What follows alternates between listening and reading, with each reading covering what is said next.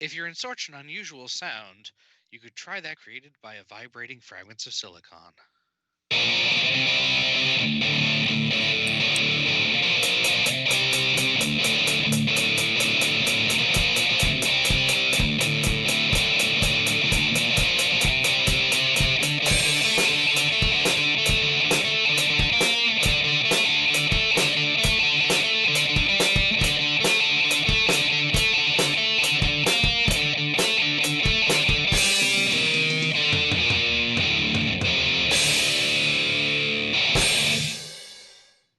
All right, welcome to another installment of Fragments of Silicon. I'm your host, Adam. Joining me as always is the regular crew, and let's get to the news. Twilight, why don't you start us off this particular week?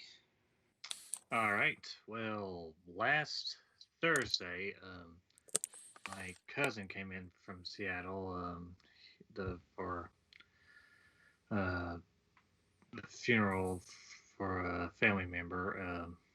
He felt obligated to attend, and he stuck around until Saturday. And besides the funeral, everything went fairly well. He wore a mask the entire time he was here, so that's good for him. Let's see here. Now and it's been pretty clear since Monday that at work, yeah, we're in full swing for the holiday season, and hasn't been it hasn't gotten too bad yet, but give us some time next week. Yeah, we'll probably getting hammered until Thanksgiving, and then hammered again until the rest of the holiday season's over with. um, let's see here now. So what else?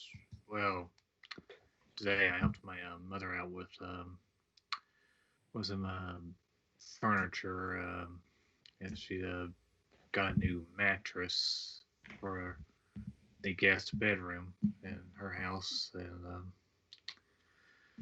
and surprisingly much lighter than the old mattress was. I helped her carry that out while the people brought the new one in. Uh, and,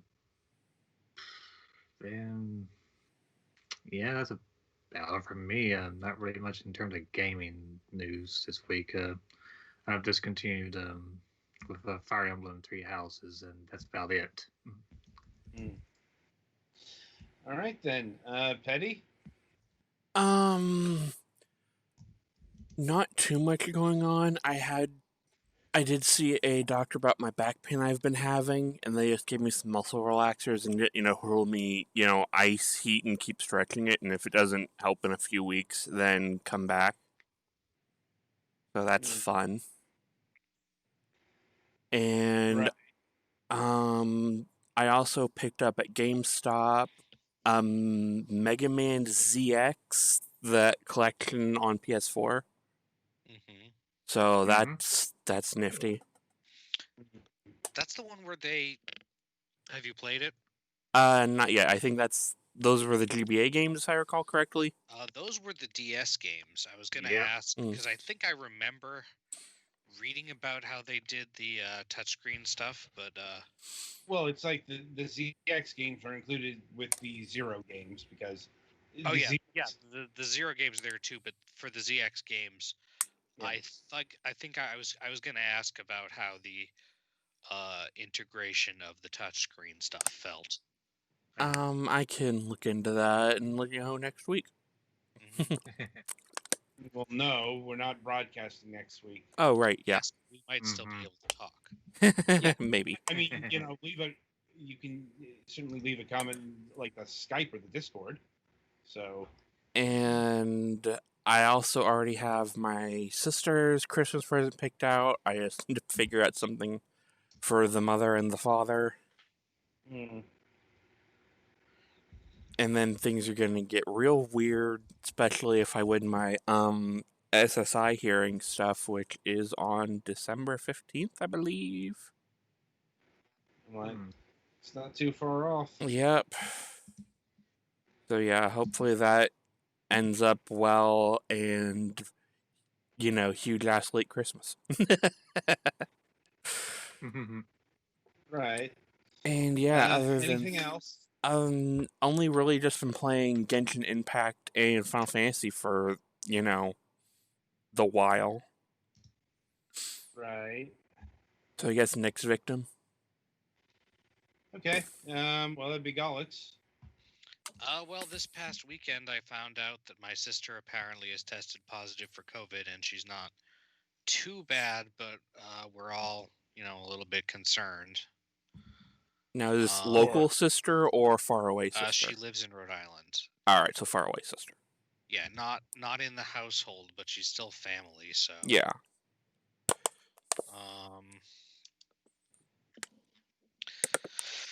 And we're gearing up kind of for holidays, and it's been frustrating because nothing's going to be usual, and I like doing things the same way because that's the kind of person I am. So trying to figure out what we're going to do for getting presents for people who won't be able to be here and won't be seeing in person and stuff. But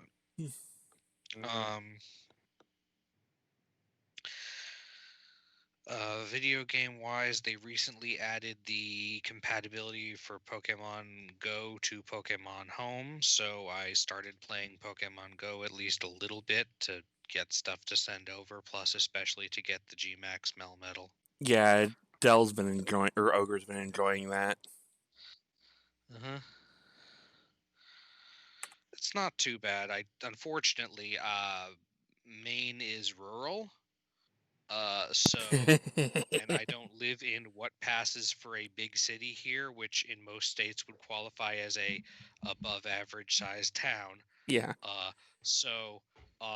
When I open the game in my house, I can see one Pokestop and one gym, and they're both in the condo complex nearby.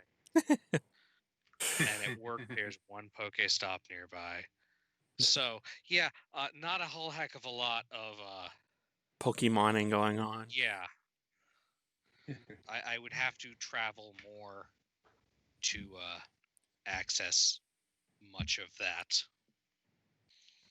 Right. Though at least I have some online friends who can be friends with me and stuff. So. And if I get to hang out with my friend, also my Pathfinder game that we usually do on Sundays, we're looking at since stuff's getting. I mean, Maine is still really not that bad for COVID, but it's still getting worse than it was. So we're looking at maybe taking that back to doing some other thing, not in person. So time for virtual. Yeah, and I have to decide. I still have a friend that I was hanging out with in person, and I have to decide how much I want to take that down or not. Should you stay or should you go? Really, we're doing that? Or should I keep interacting with in person, or should we just try and do online stuff? Although his house also is in the actual city, so I might be able to actually hit some Pokestops there. In the city. Whatever. I mean, I'm still mostly playing just so I can get Melmetals every few days and hopefully get a shiny one, or Meltans, not Melmetals. Right. But yeah, that's about all I got. All right, I guess it's my go. Let's see. Well, it's gotten cold down here, or what passes as cold. Yeah, it's which means outside right now here, so right. Like here, it's in the 60s. Oh man, you might have to wear pants. Like that's an actual choice that people have to make here. Do I wear pants or shorts? No. Tank top or regular t-shirt. I mean, I know it's getting cooler because my cat's spending time indoors instead of being outside. He generally likes being outside, except when it gets cold. Then he wants to stay in where it's warm. Imagine that. Let's see. Other things. Got my car checked out today. Making sure everything's fine because the cold weather's coming in. It's doing fine. You know, clean bill of health. See, and yeah, programming notes. Um, Probably shouldn't have to mention this, but you know, some people might miss it. We're not doing any broadcasts next week until next. We have a Friday show, but after that, we do not have any Sunday show or any other show until the next Sunday because of the Thanksgiving holiday. Yeah, for Sunday, November 29th, it looks like. Yes, that's when we are returning. Don't exactly know what Max plans for last news desk on the left. I will say right now, if he plans on doing an episode of that, he's probably doing that by himself because I have Thanksgiving plans. Like, Same so, here. you know, that's why we usually take the Thanksgiving week off because, you know, people usually have things that they want to do during Thanksgiving. You know, we broadcast on the Wednesdays, and that's not the official Turkey Day. That's still, you know, people are going to be doing things with families and all that. So, um, and yeah, that's it for my news this week. So, merrily, we shall roll along to the interview portion of the broadcast. And joining us this week is Miguel Sternberg of Spooky Squid Games. Hello. Hello, how you doing tonight? I'm doing pretty good. Yourself? Um, Fine. Hang on. Can you hear me? Yep. Yes. Sorry, my mic dropped there for a second. Anyway, so how we like to get started is we like to ask the people behind the studio, behind the games, this particular question. What got you interested in video games, both on a personal and a professional level? On a personal level, like growing up, I'm on the older side, so I first sort of experience of video games were like early computers, like IBM XT, playing text adventures, that sort of thing. Had a Master System, so a lot of early Sega games and such. And then, like, you know, growing up around computers, you start messing around and trying to figure out, you know, can you make games with it? So sort of came out of that, just sort of naturally poking at things. Yeah, that's a fairly common refrain from people who have appeared on our show. They had access to games, especially on the PC, and they got to tinkering. Did that manifest in a, how do I put this, straightforward? Like, did you go to university to learn, say, programming for video games, or were you doing something else and you happened to end up in the industry? I had a pretty like roundabout route. I was doing sort of web dev stuff in the 90s, more on the graphic design side, designing web pages. And then from there, I actually learned 3D animation and worked in film for a little bit, doing visual effects. And then from there, sort of fell into doing games as a pixel artist, and picked up coding along the way. I suppose, what project got you to do the pixel art? So I started doing, non-professionally, I started doing pixel art for a friend's sort of Game Boy homebrew projects. And then professionally, I was part of the folks who started Capybara Games, or Cappy. Oh. So did some stuff on early stuff that never ended up actually launching on that. And then my first sort of credit outside of that was LeBron James in the Chamber of Fear, which was a web game for LeBron James shoes that was aimed at Asia. So it was in China and Korea and such, and did sort of the pixel art for that. and then from there did more and more freelance pixel art, and then started Spooky Squid Games. And what was the impetus behind creating your own studio, as it were, versus freelance? Well, the thing with freelance is like you get to make sure that the art you do is good, but you have no control over anything else. So you often make art that like you're happy with, and then the gameplay is not very good, or the worst case, the art gets implemented poorly, which happened a lot with sort of Flash games at that time. It's actually fairly tricky to get pixel art to display well in Flash. So sort of after a while, you get tired of kind of like, you feel like you did your part and then you're not super satisfied with the stuff coming out. And sometimes that's just like the nature of the types of games being worked on, like these sort of 2000s era pixel art jobs tended to be J2ME flip phones. Right. And those tended to have to be made quickly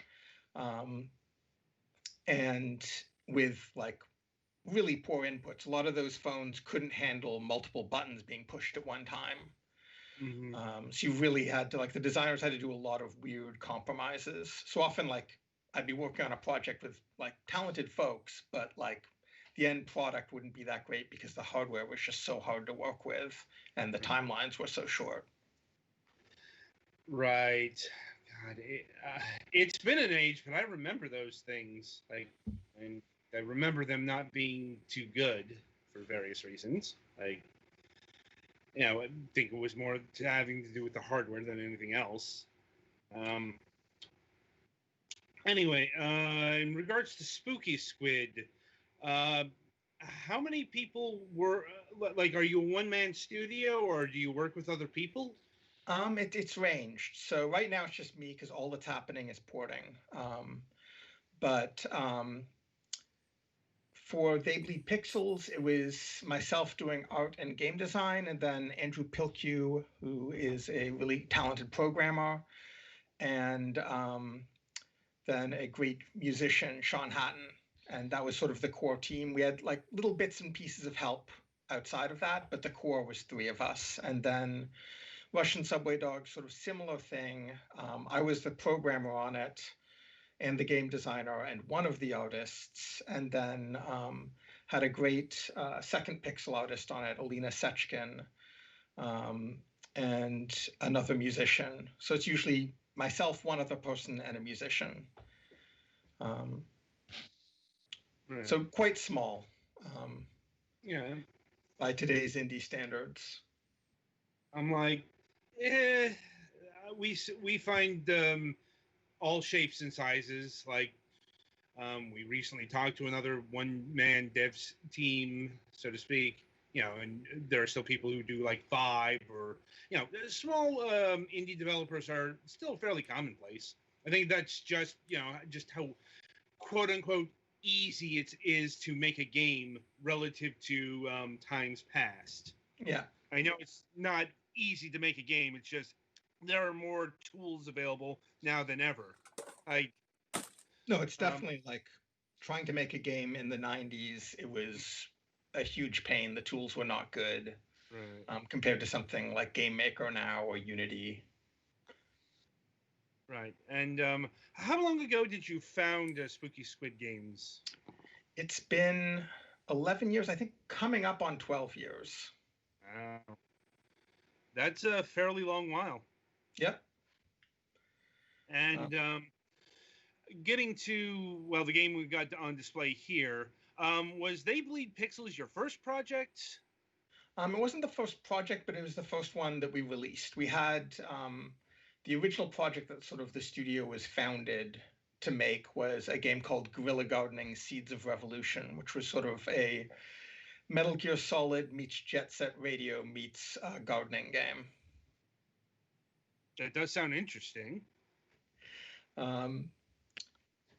But that one, it was a very ambitious game, and we made a prototype for it with about 45 minutes of gameplay, but had trouble getting the funding we needed to take it to the next step. So decided to switch to a more modest game, which was They Bleed Pixels.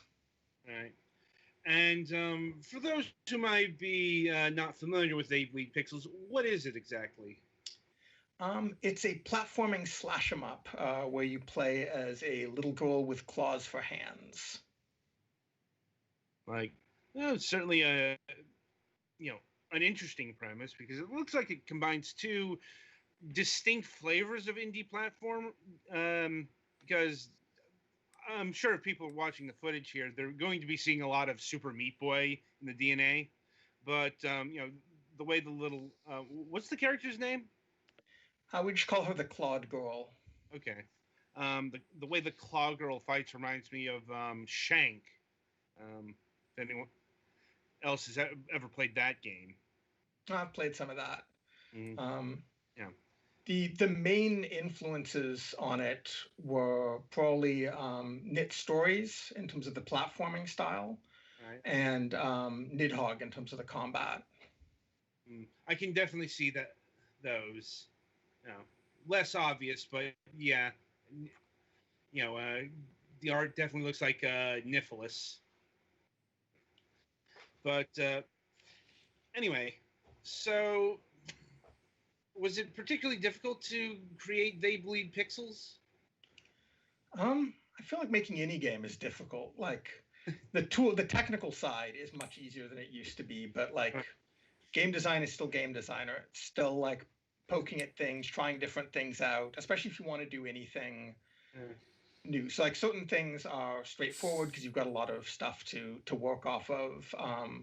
But the combat in this doesn't really work like a lot of other games. So that was something we had to sort of explore and poke at to figure out exactly how we wanted it to work. Yeah, I am wondering about that because, like, on the surface, the two halves of the game, are kind of at odds conceptually. You've got very elaborate fighting going on here, but on the other hand, you've got a very fast pace. So I am wondering how you managed to marry those two sides together with relative seamlessness. So I think there's like a few things. One is sort of the glue between the two systems is the checkpoint system. So whenever you're fighting, there's sort of a meter at the top, that sort of tuning fork in purple that's getting filled up. As you fight, the more stylish your kills are, the faster that fills up. When it's full, you get a checkpoint that you can then choose where to put down. And so that, while you have like a lot of acrobatic skills and you could just skip a bunch of the combat, because you want to be able to put down checkpoints, it makes you want to engage with the combat and get into it. And then sort of the other thing that marries the two is that all of the enemies can be hurt by the same things that hurt you. And you've got a very powerful kick up and a very powerful kick sideways that don't do damage themselves, but do let you sort of move the enemies around. And through that, you can then kick them into the environment. So the environments do become an important part of the combat, the same way they're an important part of the platforming. That makes sense. And probably a good thing. And how elaborate is the combat? Are you unleashing, like 3-hit combos? Are you, mixing it up more elaborately? It's a large moveset for a game with only 2 buttons. It's a small moveset compared to like a fighting game. Right. So you've got your kicks, you've got a basic hit, you have attack up, you've got sort of a dash down, and a dash sideways attack. But how all of those combine and the way that they can sort of allow you to move the enemies around the environment and throw them into things means that each sort of situation you come into is a little bit unique, because you're sort of looking at it going like, okay, what can I do to sort of get the combo up a bit to fill up that meter? And also what can I do to finish off this enemy on some sort of spiky surface? Right. And now in regards to spiky surfaces and the like, are there a lot of traps in this game? There's a lot of just like spike covered surfaces and then saws. And then spikes of different length. There definitely are some bits where sort of you'll wander into an area and suddenly you're being chased by saws and need to run, that type of thing. Yeah. Especially as you get into the later levels. Yeah, I can see a bit of what I like to call the masochistic platform. Meat Boy, Dust Force, game that will kill you a lot, but that's kind of the point. Yeah, no, it's definitely a sort of like you're learning, but you're learning a large part through dying. Right. And like one of the absolute keys to that is keeping a pretty good flow to things, like responding pretty quickly. Yeah. Anyway, so are there any sort of boss encounters in the game? There aren't boss encounters, but what we do is sort of like we'll introduce a new enemy as you get to the end of a stage. Mm-hmm. So you sort of like at the end you have that sort of rising action that you get from a boss, but sort of just built into the tools we already have, or we'll have some sort of like really challenging platforming sequence. Right. I figured it would be like one or the other. Like not a boss, then you're going to have like say a gauntlet challenge or an extended chase, some kind of set piece of that nature.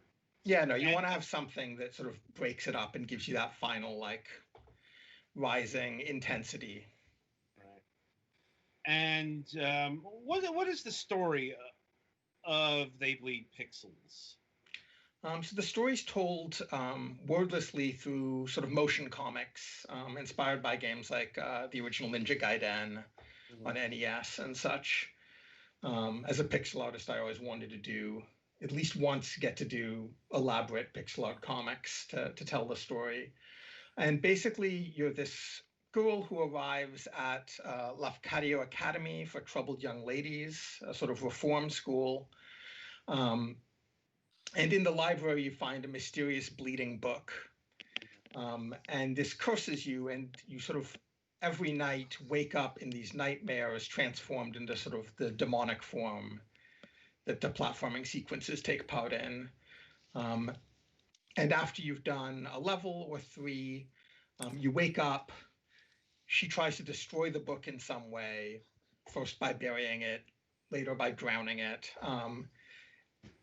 And yet it comes back. And each time she tries to destroy it, those next set of worlds are sort of based on how she tried to destroy it. So when she tries to drown it, you get a series of water levels.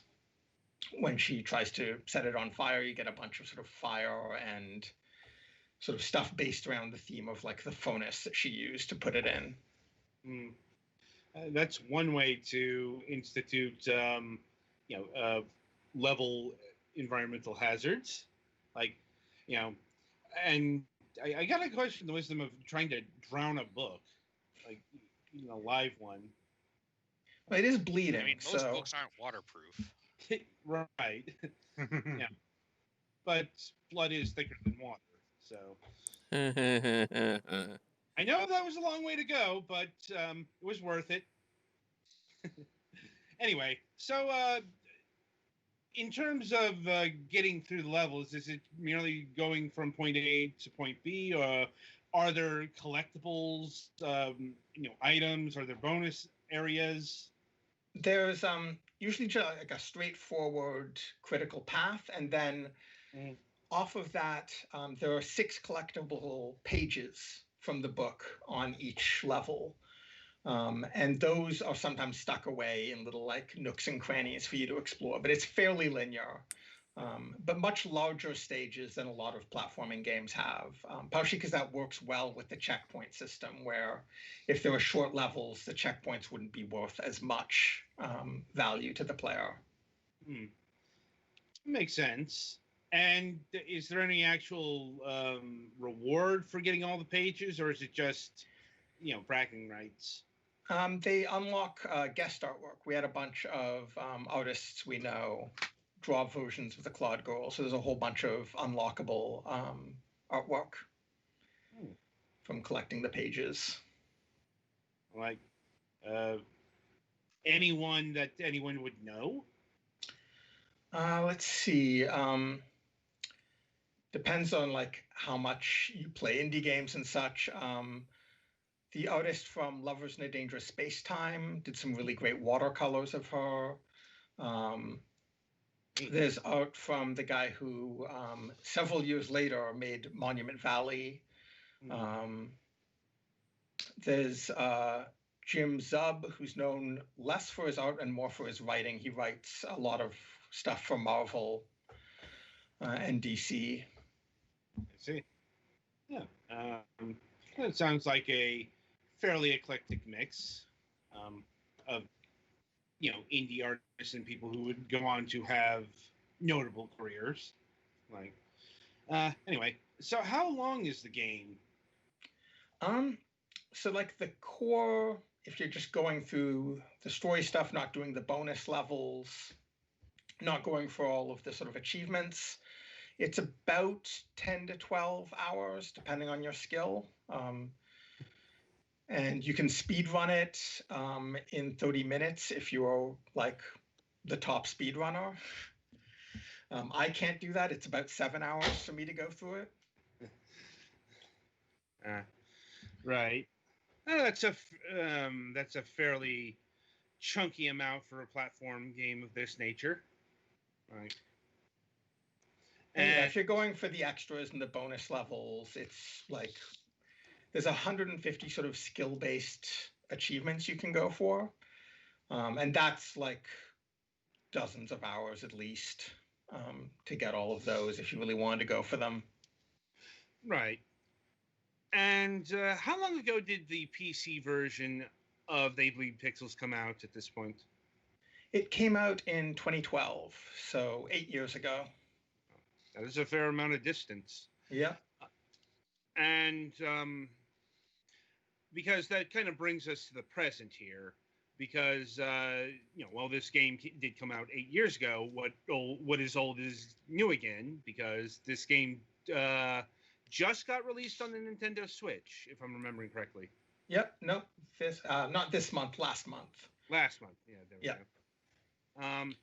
And was there any particular impetus behind bringing Beyblade Pixels to that platform? It's something I've been trying to do for a while. It was just finding the right person to help us bring it over, since the original programmer is no longer in games. Unfortunate. That happens. It's tricky making a living in indie games. We are aware of this. Yeah, if you've got a family, it becomes a lot trickier. So. I mean, there are people who do this as their full-time gig. There are, we've had people who do this on the side, and even people who kind of do this as a hobby. Yeah. There are options, right? And especially with the amount of time that it takes. Like, how much time did it take to make the initial version of Beyblade Pixels? The initial one, it was, I think, between 2 and 3 years. That's about fairly standard. I mean, and just spending 2 to 3 years of your life on a single game,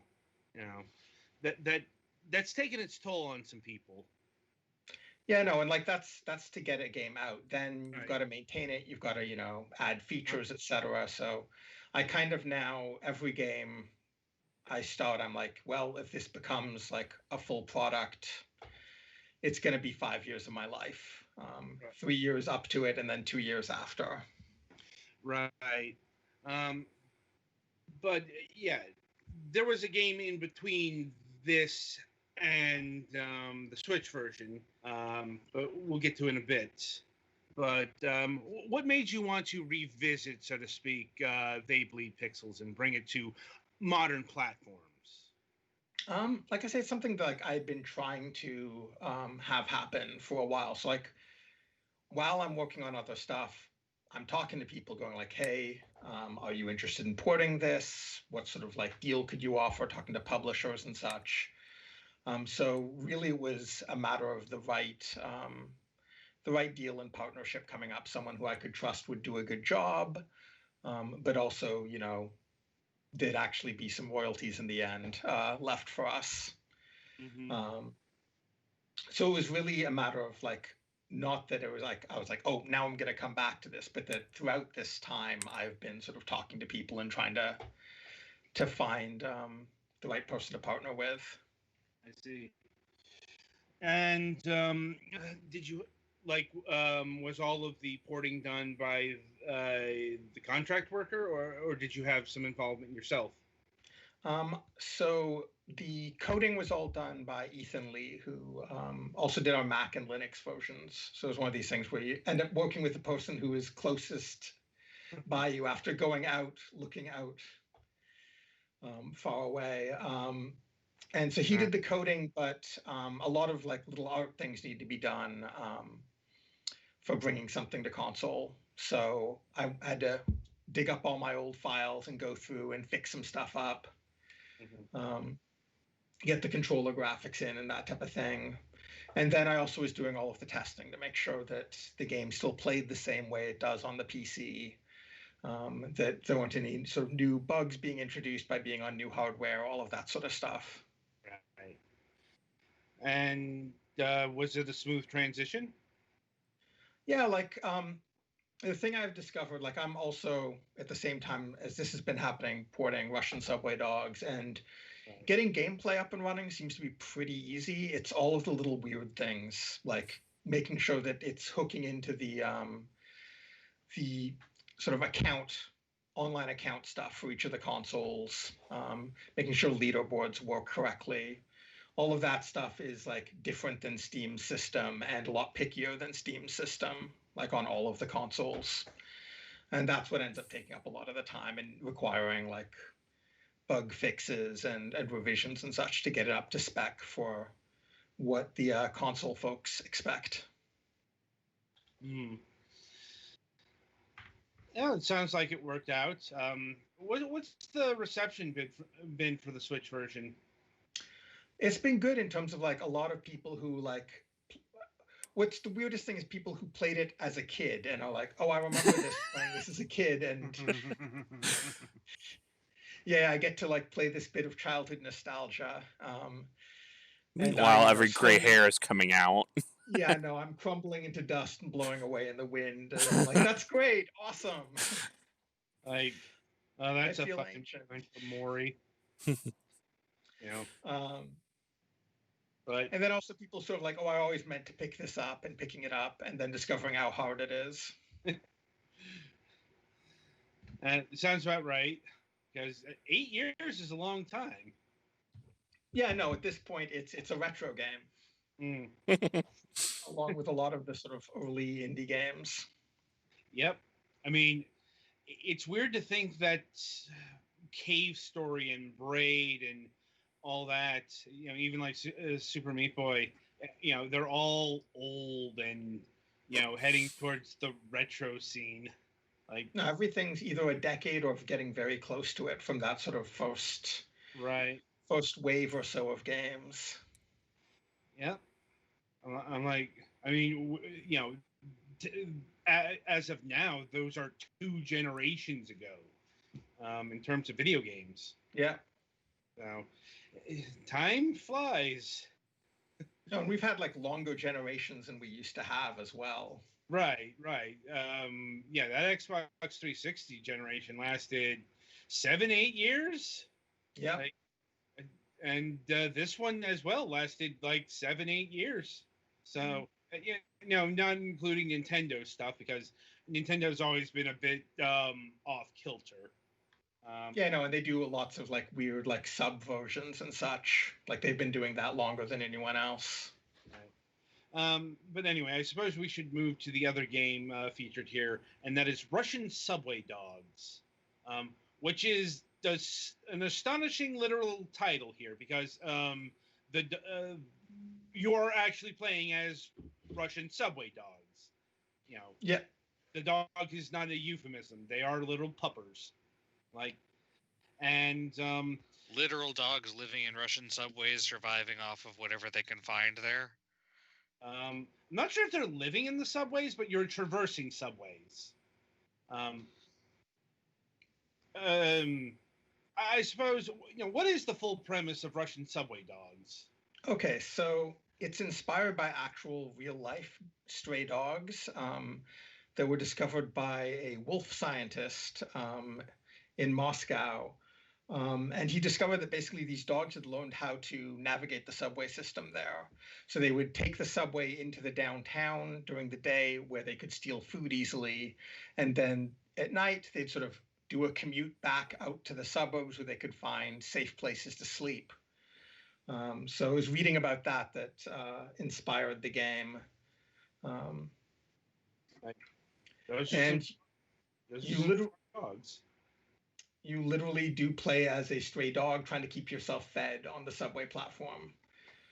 So it starts out very simple and then builds more and more complexity in terms of how everything on the screen interacts with everything else. So right now you're playing the first level, which is very, very basic.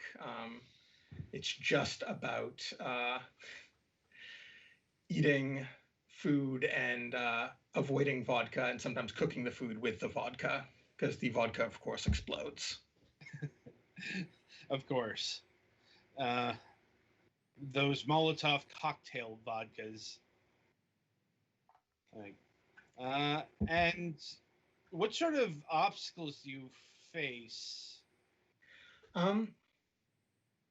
So we've got a wide variety of sort of subway wildlife you deal with. It's not just obstacles, it's also sort of learning how all of the systems interact. So you've got the sort of hunger meter at the bottom that's constantly going down. Right now it goes down very slowly, but in later levels it goes much faster. And to keep yourself fed, you need to be eating the food. But if the food lands on the ground, it's not worth much health. And if it's coal, it's not worth much health. Oh, you just barely got through there. So what you need to start doing is cooking the food using the vodka explosions and then catching it in the air. And then we start to introduce more types of food. We introduce various types of enemies. There'll be rival dogs. There'll be subway bears, elk, pigeons. And these will both be trying to steal your food and in a few cases attacking you. But some of them can be cooked. So if you like hit a bear with enough exploding vodka, you can cook it and then eat it. There are some power-ups. So like there's hot sauce that you can eat, and that'll allow you to bark fire, which means you can also cook the food immediately. But if one of the rival animals eats one of the power-ups, they'll get the power-up. So you can end up with like a fire bear that's got a giant fire attack that's attacking you. And such a real sort of core goal with it was to have almost like the system in Breath of the Wild, where it's got sort of the chemical system where all of the different elements interact in sort of deep systemic ways. And it was trying to do that type of gameplay, but in the context of a single screen arcade game. So there'll also be some little girls with poison wandering around, or chocolate, which is poisonous to dogs. Right. And if one of the wildlife eats the poison and then you cook it, you'll end up getting poisoned meat from it. So the sort of toxins will propagate through the food chain. That sort of thing, trying to come up with any way that we can make the different systems interact and little sort of secrets for you to discover. That more and more you need to be able to get the scores you need to be able to finish the levels. Right. Sounds like a simple on the surface arcade type game that gets more elaborate as time goes by. Now, is it all on the subway platforms, or do you ever get levels on the subway trains themselves? It's all the subway platforms, all of the backgrounds in the game. So yeah, there you didn't manage to get a high enough score to get through. So all of the subway backgrounds are based on real subway stations in Moscow. And Moscow has some of the most amazing looking subway stations in the world.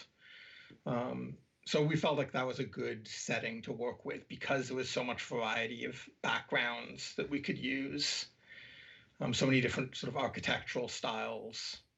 a lot of them look like palaces or churches and such. So a lot to work with visually. And are you playing as the one dog here, or can you unlock several species of dogs? And is it all dogs? There are several dogs and a lot of things which are kind of dogs. There's a whole bunch of guest characters that you can sort of unlock from other games. So I mentioned Lovers in a Dangerous Space-Time in the past earlier on. You can unlock the dog and cat that are your AI companions if you play that single player are playable in this. We've got the two Shiba from Valhalla, the visual novel, are in here. We have the Nidhogg from Nidhogg, or at least a baby Nidhogg. So as you progress through the stations, more and more of those unlock. Nifty. And like, how many characters or skins in total are there? I think right now, it's up to 13, and we've got some we have not announced yet for when it comes to console. So it'll be getting even more. Neat. And how is the porting process going for this? Slowly. It's my first time doing it. And as I said, my background's more on the pixel art side of things. Right. And what I've discovered is leaderboards are a pain in the ass, as I mentioned before, to get on working on consoles. And this has very complex leaderboards because, like, there is this whole single player campaign, but the game was built first as a endless mode arcade game. So we have some fairly complex leaderboard stuff where it gives you rankings based on like how the rest of the world has been playing the game and such, and trying to get that, which was fairly easy to do on Steam, working on multiple different consoles has been not fun, frankly. A lot of frustration because honestly, I feel like the console folks don't pay much attention to the leaderboard systems compared to Steam. There's just not that many games that use them. And whenever there's a bit of code that's not being used much, it ends up being a little bit underbaked. And so trying to work around their limitations and get our complex system working on it has been a lot of work. That is unfortunate. And are you targeting all the major consoles? At the moment, it is Xbox One, PS4, and PS Vita, purely because I like the PS Vita and I had a version of it running on it early on. So that's sort of a passion project. After those are out, I'm going to look at the new consoles and Switch, but I'll have to change engine versions. So I'm sort of waiting until these are done before I think about anything else. And how far along are the PlayStation and Xbox versions of this game? I hope very close. I've thought that before, though. I'm basically going through the guidelines, like the last sort of final checks to make sure that everything is by the book. But there's always a chance you find something in there that then ends up taking up a month because it should be easy, but it isn't. So I could be a few months away. I could be another 6 months. It's really hard to know, which is why I've not announced a release date. Fair enough move. Like always, better to keep that vague until you're absolutely sure. We've known people who've gotten burned by release dates they couldn't meet. Yeah, you learn that pretty quickly making indie games. Do not trust your estimates. Do you need some help with this level? Looks like you've been stuck on it for a while. I don't know who's playing it. It's me. Yeah. Well, we're almost done here. So anyway, I suppose my final question is, have you given any thought to your next original project yet, or are you still too mired in the porting of these two games at this point? Well, I've got the usual thing where I've got like some notebooks, or in this case, some virtual notebooks, Google Docs and such, where I've just been throwing down ideas, just very sort of rough drafts of what might be next. I've got sort of one large project and one small one, so I can sort of look at what my time availability will be and what sort of budget I've got to work with, and sort of pick between the two of them. And they're both like the same way that Russian Subway Dogs is very different from They Bleed Pixels. Both of these new ones are very different from the last two games. And then I kind of figure if each game is going to be roughly 5 years of my life, I want each one to be something where I feel like I'm learning a bunch of new things and exploring new territory.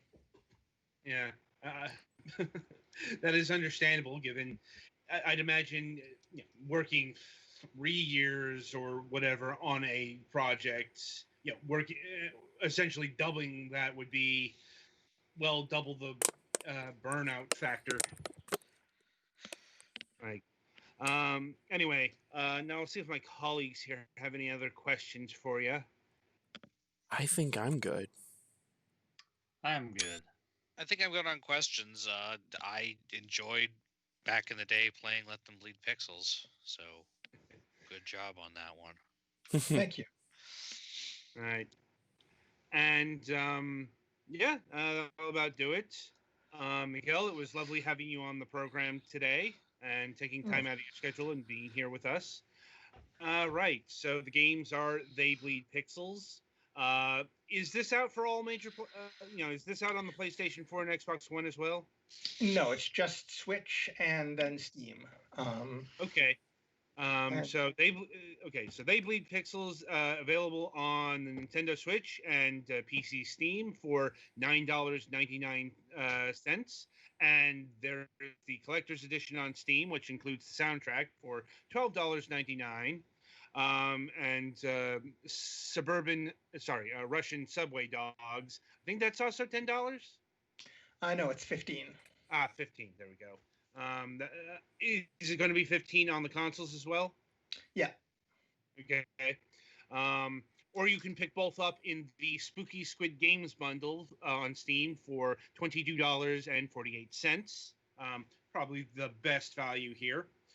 But if you don't have either game, it's a fair chance that a lot of our audience might have They Bleed Pixels because it's been out, and I think it's been in a bunch of Humble bundles.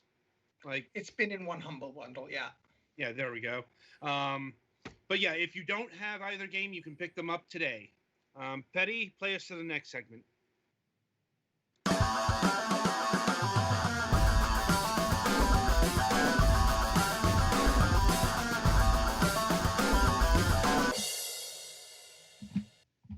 All right. Welcome to the topic of discussion. So this week we are talking about consolidation because there's a fair amount of that running through the industry. I did have half a mind of switching the topic because of news that broke during the last night, but we can revisit the Embracer group when we come back from break. I kind of want to talk about them in more detail because they have been buying a lot of companies, not big companies, but a lot of companies. And, I feel that should be addressed on its own terms, not just, the 13 or so companies they just bought. That is a big number, but this is versus the real power moves that are going on right now. And what we're talking about here is one of them. And that is Codemasters, the famed racing game developer and publisher. They are set to be acquired by Take-Two Interactive, the owners of Take-Two Games and Rockstar Games, the owner of Grand Theft Auto, the 2K series of sports games, and that's really where the convergence is coming into play here, as it is understood. Because 2K is looking to bolster its sports lineup, and that is where Codemasters fits in because. Now, while we've got on display here one of their few non-sports games of, I can't say recent vintage because Overlord 2 came out in like 2008. Something like that. But it's like one of the few non-racing game properties that they're known for. There's a couple others like Operation Flashpoint, and that goes much more. That grows much more prevalent the farther back you go because Codemasters has a very long history of existing. It's one of the companies that got founded in the British the British microcomputer boom of the 80s. I don't think that is a period of time we've really talked about, but then again, we're all American, so talking about the British computer scene is a bit difficult since that was literally none of our scene. Mm-hmm. But anyway, like Codemasters was a company founded by a duo called the Oliver twins, actual twins, child prodigies. They got started coding games at a really early age and getting into the business at a really young age. And they did all sorts of games back in the day. Not just like racing games, but racing honestly came a bit later. They were probably more well known in the ZX Spectrum days for the endless cavalcade of Dizzy games. Dizzy is this egg mascot thing. Once again, if you're British, you probably actually know what Dizzy is and what he does, and so on and so forth. We got a few Dizzy games over here, but really wasn't it's not the same. Like he was, yeah. Plus, the version of Dizzy that we got were like his NES adventures, on the unlicensed side of the equation. I just saw like the NES Works Aladdin episode, so this stuff is fresh in the mind. But they also did things like BMX Simulator. I think I'm trying to think. It was like Ski Simulator. Like they did basically a Winter Games clone, but I forget if that was licensed or not. They did a whole bunch of games like that. But probably the game from that period of time that really portended their future was Micro Machines. Indeed, Codemasters has been the publisher and the developer behind the Micro Machine racers since the NES, which is a very long time, especially for licensed material, because Micro Machines games have continued to be made even as Micro Machines stopped being favored by children. Yeah. Well, it's like I remember Micro Machines very vividly because of those very memorable commercials, starring the guy who has the Guinness Book of World Records with the speaking. If you look up a vintage Micro Machine commercial on YouTube or something like that, you'll know what I'm talking about. But Micro Machines was a childhood institution of like the late 80s into the 90s. I'm not exactly sure when they stopped. Like I think it was all the way up to the mid 2000s, but I do know like the latest Micro Machines game came out in 2017. And that might coincide with an attempt to bring back Micro Machines. I'm not sure. Like I said, I haven't been paying attention to Micro Machines. I just know that they have continued to make Micro Machines games far beyond when you would expect to be making Micro Machines games. Like 2017 was only a few years ago. But these days they are definitely more well known for their realistic racers. Although apparently they do arcade racers, so this is a bit confusing. Um, the Dirt franchise, that is their arcade racer. The Dirt Rally, that is their realistic rally racer. I'm like, not sure how anyone could get the two confused. Like, and also there have been a lot of Dirt games that got released in recent times. You know, like Dirt 4, Dirt Rally 2, Dirt 5 just came out. Apparently, it hasn't been doing too hot. That you know, that might be the reason why Codemasters is looking to sell out. A fair amount of their games haven't been the hits that they used to be. Let's see, Onrush. If you remember Onrush, chances are you don't. I mean, that game bombed so badly, the PC version got shit canned. Just as like one example. Grid 2019 also apparently underperformed. But that's all mitigated by their crown jewel, and that's the F1 series. The F1 series has actually been doing amazingly well, and is presumably the big target here for Take-Two Interactive. Because the F1 series of racing's game, very premier set. Not the only sports license that Codemasters has access to, because they were just granted the Rallycross and World Rally Championship racing licenses. Once again, those are racing types that matter more to Europeans. I barely know what these things are. And that's mainly because I've seen like Rallycross and World Rally Championship games. Like done by Signosis, for example. Got a bit out of the depth there when it comes to that stuff, but I do know like the F1 series has been doing very well, and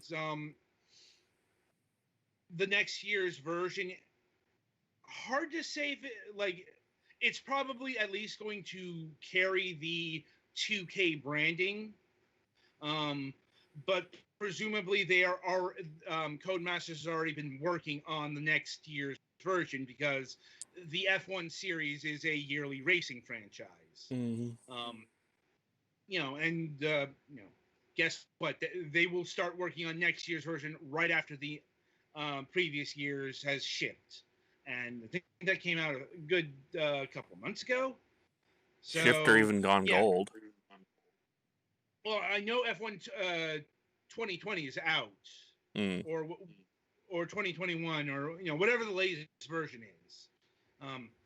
Now, granted, they have to wait until the actual F1 races get completed usually, but this year's been the hell year of COVID, so that all got canceled.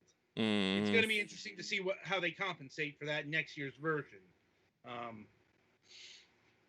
Also, the ability for Take-Two to interfere with that. Well, once again, next year's version is presumably in development, and the deal is, there's an agreement, but it hasn't closed. This is important because until the deal is closed, whatever Codemaster does, it is Codemaster's dictations. Business as usual until it isn't. So presumably that the next year's F1 game is going to be relatively free of interference. Not sure yet. Kind of a moving target here. Also, contracts. I'm going to the F1 license has probably got a huge amount of stipulations of what can be done. I'm like, what can be done with monetization schemes. It isn't just, oh, hey, 2K can just start shoving cosmetics, and they can turn it into the next NBA 2K series. They can only do that if the F1 association wants them to do that. That's the thing that needs to be understood when it comes to sports games, licensed fare in general.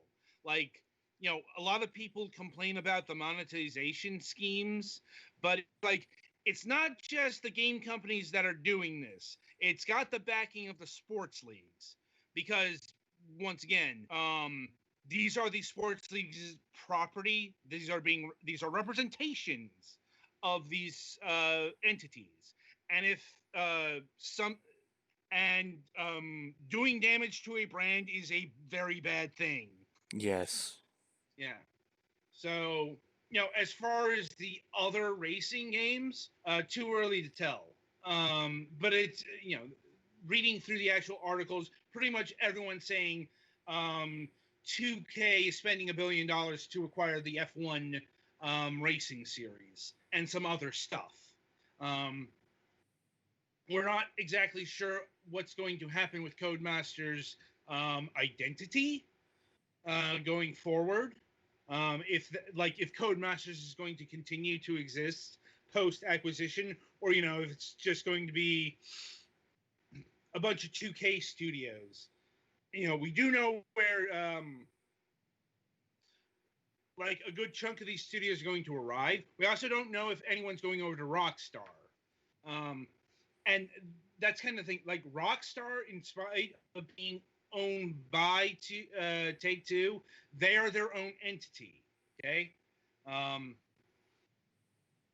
What we know right now is that Codemasters is going to be integrated into 2K Sports, which means that if they're 2K, they're not working on Grand Theft Auto. Okay, you have to be a Rockstar studio to work on Grand Theft Auto or Red Dead Redemption. Like, there are actually very clear lines between the two entities because they have different management teams. But, if, say, the Slightly Mad studio gets turned into Rockstar wherever the fuck they're located in Britain,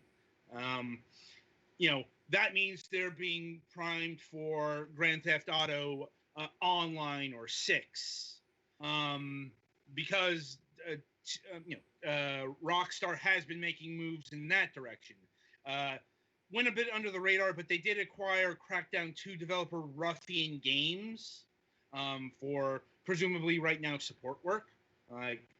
But they're making acquisitions in that direction. So who does what is going to depend on what things are named post acquisition. And as far as affecting the industry in general, not a whole lot, truth be told.